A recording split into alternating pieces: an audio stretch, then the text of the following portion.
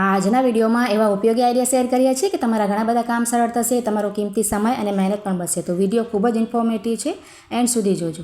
તો જુઓ, જ્યારે પણ આપણે આ રીતે નારિયેળમાંથી ટોપરાને અલગ કરવું હોય ને તો આપણને વાર પણ ખૂબ જ લાગે અને તેમાં મહેનત પણ ખૂબ જ લાગી જાય છે. ક્યારેક તો છરી વગેરે લીધી હોય ને તો હાથમાં લાગવાની પણ બીક રહે આપણને.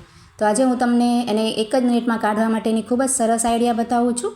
તો બંનેમાંથી કોઈ પણ એક આપણે લઈ લઈશું. જુઓ, આમાં આપણે આખું જ નીકળ્યું છે ને તો આપણે આ જ લઈ લઈશું અને ત્યાર પછી આપણે છે ને ગેસને ઓન કરી લેવાનું છે અને આને નારિયેળને આપણે ગેસ ઉપર મૂકી દેવાનું છે. પહેલાં આપણે ગેસની ફ્લેમ છે ને આપણે ફૂલ જ રાખવાની છે અને ત્યાર પછી તેને 1 મિનિટ માટે આપણે તેને ગેસ ઉપર જ મૂકી રાખવાનું છે. ગરમ થવા દઈશું અને જરાક અમથું ગરમ થાય ને ત્યાર પછી આપણે એક સાણસી લઈ અને તેને પકડી અને આ રીતે ફેરવવાનું. જુઓ, આ રીતે આપણે ગોળ ફરતે ફેરવી લઈએ ને તો બધી જગ્યાએ તે સરસ ગરમ થઈ જશે. જુઓ, તો આ રીતે આપણે ફેરવી લીધું છે અને અહીંયા 1 મિનિટ પણ આપણી થઈ ગઈ છે. તો હવે તેને આપણે ગેસને બંધ કરી અને નીચે ઉતારી લઈશું અને એક પાણી ભરેલ બાઉલમાં આપણે તેને તરત નાખી દેવાનું છે. જુઓ, એટલે કે ગરમ બહુ છે તો તે જરાક ઠંડુ પણ થઈ જશે અને જે કાળાશ તેમાં આવી ગઈ હશે ને તે પણ સરસ ધોવાઈ પણ જશે. તો આ રીતે ગરમ કરવાથી તમે જોઈ શકો છો કે ટોપરું અલગ થઈ જાય એવું લાગે છે અને તેમાં જરાક અમથી તિરાડ પણ પડી ગઈ છે. જુઓ, કોર ઉપર.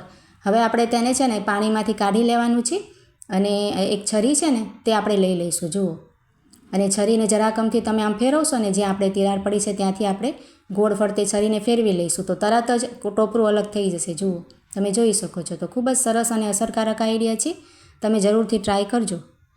ત્યાર પછી જો આ રીતે આપણે જે પ્લેટફોર્મ હોય છે ને આપણે સિંક પાસે કે પછી પ્લેટફોર્મ ઉપર આ રીતના સફેદ આપણે તમે જોયું હશે કે દાગ પડી જતા હોય છે.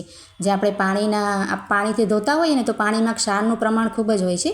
તો એનાથી જો અહીંયા મારે સફેદ દાગ પડી ગયા છે, અહીંયા મારી સિંક પાસે જ પડ્યા છે કેમ કે અહીંયા જ આપણે બધું ધોતા હોઈએ. તો જ્યારે પણ આ રીતે પ્લેટફોર્મ ધોઈએ ને તો તરત જ વાઇપરથી તેને ક્લીન કરી નાખવાનું અને લૂછી નાખવાનું, એટલે આવા સફેદ દાગ નહીં પડે. અને જે આપણે પડી ગયા હોય ને તેના માટે આપણે શું કરશું કે આ રીતે ગેસ આપણે ઓન કરી લેવાનું અને તેમાં આપણે આ રીતના તપેલી નાની કોઈ પણ રાખી લેવાની અને ત્યાર પછી આ રીતે આપણે વિનેગર હોય છે ને સરકો આપણે ચાઇનીઝ આઇટમમાં યુઝ કરીએ તે આપણે લઈ લેવાનું અને આ જે તપેલી મૂકી છે તેમાં આપણે 2 ચમચી જેટલું વિનેગર નાખવાનું. જુઓ, પાણી કંઈ નથી નાખવાનું, ફક્ત આપણે વિનેગર 2-3 ચમચી નાખવાનું અને આ રીતે તેને જરાક અમથું ગરમ કરી લેવાનું. જુઓ, જરાક હશે એટલે તરત જ ગરમ થઈ જાય તો ગેસ બંધ કરી દઈશું અને ત્યાર પછી આપણે તપેલીને આ રીતે સાણસીથી ઉતારી અને જ્યાં પણ તમારે સફેદ ડાઘ હશે ને ત્યાં આપણે તરત જ નાખી દેવાનું અને નાખીને તરત જ આપણે છે ને એક તાર લઈ લેવાનું જેનાથી આપણે વાસણ ધોઈએ છીએ ને તે તાર લઈને આપણે ઘસી નાખવાનું. જુઓ, તો આપણે તેને 4-5 મિનિટ માટે ઘસવું પડશે, તરત જ નહીં જાય.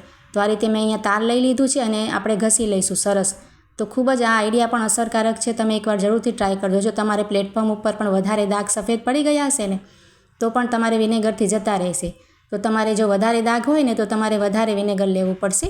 જો તમારે વધારે દાગ હોય તો 5 કપ જેટલો વિનેગરની ગરમ કરીને આ રીતે તમે ટ્રાય કરી શકો. ખૂબ જ સરસ આઈડિયા છે, તમે એકવાર ટ્રાય કરજો અને પછી મને કમેન્ટ કરજો. જુઓ, અહીંયા મેં ઘસી લીધું છે અને હવે તમને પાણી નાખીને પણ બતાવું છું તેનું રિઝલ્ટ. જુઓ, પાણી નાખીને આ રીતે આપણે પછી ધોઈ લેવાનું, તરત જ આપણે ઘસીને રાખવાનું નથી, આ રીતે ધોઈ નાખવાનું.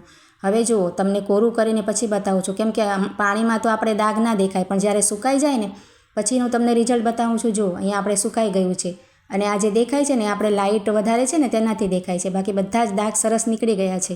તમારે જો હોય તો તમે ટ્રાય જરૂરથી કરજો. જુઓ, બંને બાજુ પણ તમને જ્યાં પણ ઘસ્યું છે ને બંને બાજુ તમને બતાવ્યું છે. ખૂબ જ સરસ આઈડિયા છે, જરૂરથી ટ્રાય કરજો. પછી જો આ રીતના આપણે ઘણી બધી જાતના જે પેકેટ હોય ને તેને આપણે ખોલીએ પણ આપણે બરણીમાં ના ભરતા હોય, એમને એમ સોજી વગેરે હોય કે મેદો હોય તો એમને એમ આપણે રાખવું હોય ને તો તેના માટે તમને 2 સરસ આઈડિયા બતાવું છું. જુઓ, આ રીતે આપણે પેકેટ તમારે જે પણ વસ્તુનું હોય તેને આ રીતે વાળી લેવાનું, ઉપરથી આ રીતે સરખું કરી અને આ રીતે પટ્ટીની જેમ આપણે જ્યાં સુધી વસ્તુ હોય ને ત્યાં સુધી આ રીતે પટ્ટીની જેમ વાળી લેવાનું. જુઓ, અને આ રીતના જે આવે છે ને જુઓ ક્લિપ, આ ક્લિપ આપણે રાખવાની ખૂબ જ ઉપયોગી થાય છે અને ખૂબ જ સસ્તી મળે છે. તો આ રીતે એમાં લગાવી અને સરસ આપણે પેકિંગ થઈ શકે. જુઓ, ખૂબ જ સરસ આઈડિયા છે. અને જો આ રીતે તમારે ન રાખવું હોય ને તો તેના માટે બીજો પણ તમને ઉપયોગ બતાવું છું. આ તમારી પાસે ક્લિપ ન હોય તો જે આપણે જૂની બોલપેનના ઢાંકણ હોય છે ને આપણી પાસે, તો જો તેનો પણ ઉપયોગ કરી શકાય. આ રીતે સોજીનો પેકેટ મેં અહીંયા લઈ લીધો છે તો આ પેકેટને આપણે આ રીતે બોલપેનના જે ઢાંકણ છે ને તેને લગાવીને આપણે તેનેથી પણ સાચવી શકાય. જુઓ, ખૂબ જ સરસ આઈડિયા છે બંને. અને જો આ રીતે પેક થઈ ગયું છે અને આપણે ઢોળાય પણ નહીં, ક્યાંય પણ રાખી શકીએ આપણે. ત્યાર પછી જો આ રીતના આપણે દવાના બોટલ હોય ને નાના મોટા, નાના બાળકોના હોય કે પછી કોઈ પણ વડીલના કે હોય તો આ રીતે છે ને તેના ઢાંકણ ઢીલા થઈ જાય ને બરાબર પેક ન થાય ને તો શું થાય કે દવા ઢોળાવાની બીક રહે.